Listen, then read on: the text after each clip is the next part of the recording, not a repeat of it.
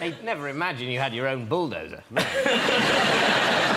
Because in the new show episodes, BBC2 Mondays at 10 o'clock, very good, you play yourself, but it's a fictionalised version of you? Yeah, it's not a documentary. It's a scripted version of a Matt Le Blanc that's heightened and not literally heightened. I'm the same height. Yes. To clarify that, he's a little different than me, but I think he's a little more manipulative, a little more crass, maybe not quite as nice. But it was fun, you know. It was a really fun job. It's the same guy, David Crane and Jeffrey Clark. They're the co-creators on Friends, and so the writing is really tight and good. But because they're the co-creators of Friends, and now the writers of this, the Matt Le Blanc that's on the page, who sometimes, as you say, is manipulative, not that nice, do you kind of think, oh, that's how they see me?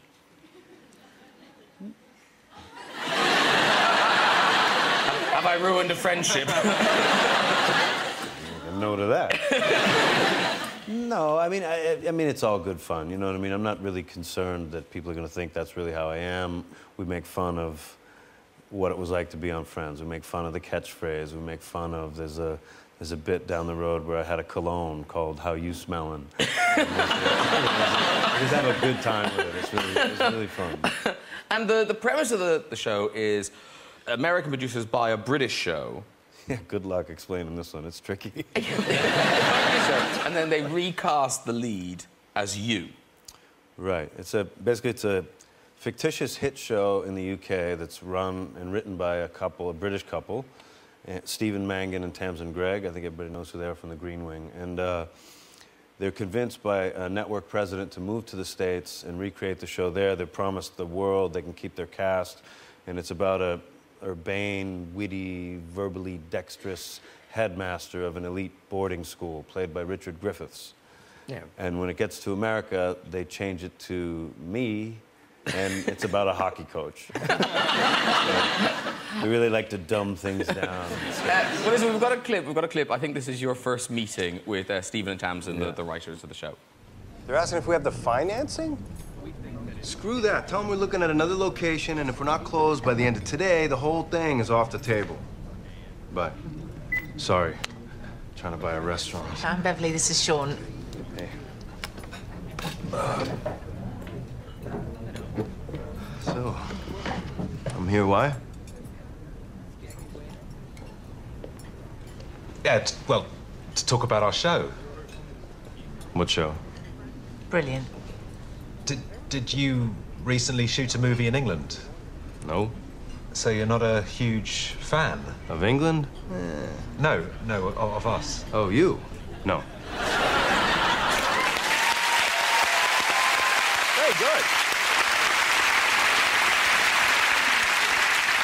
Now, listen, you said that you were quite, lazy. Well, lazy. And God love America. Home of the lazy, but also the kind of computer geek. And we tracked down this, I say labour-saving device. I'm not sure what labour it saves, but it is quite clever. It's these American students, right? And they're called Ryan Rosnack and Graham Farrow, right? And they posted on YouTube this... imagine how clever you'd have to be to make this work, but then how lazy you'd have to be to want it to work. So here's their invention.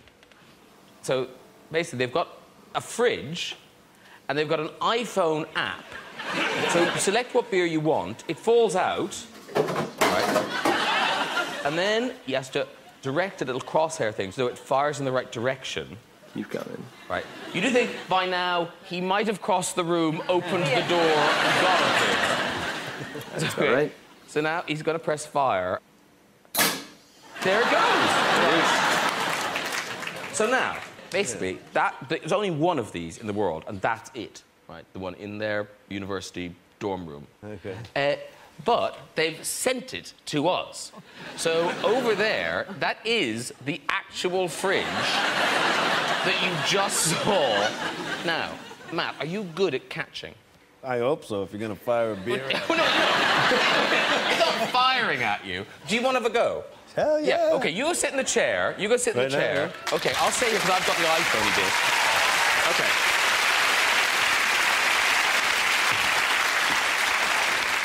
So, you're sitting comfortably?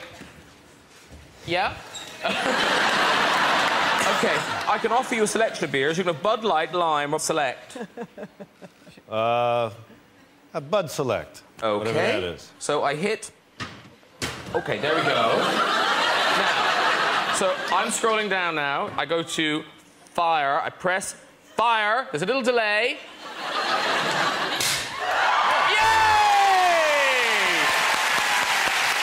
How cool is that? Oh. That's the problem.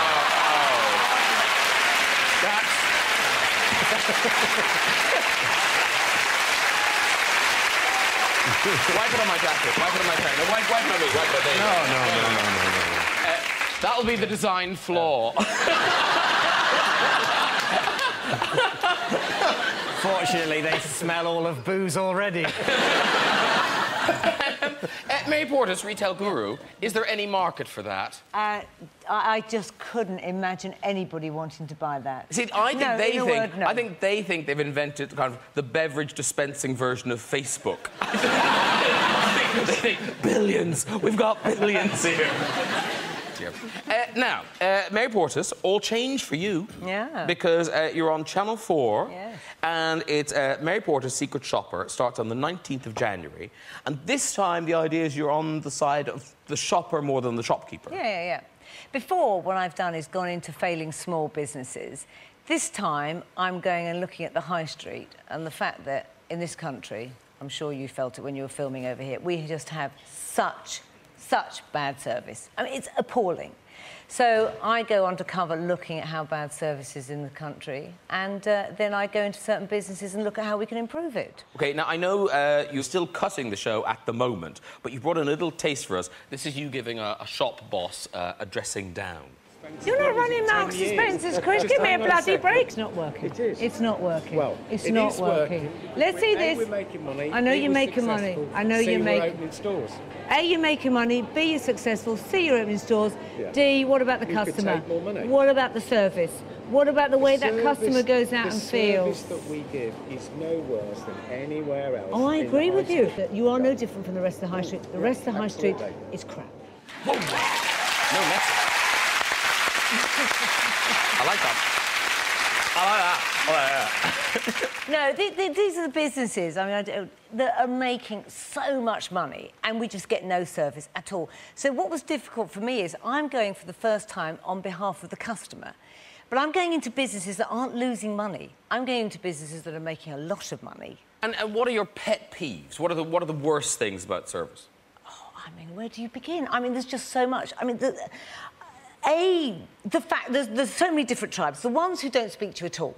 I mean, I went undercover into some of the fast fashion outlets and literally just completely nobody acknowledges you, speaks to you at all.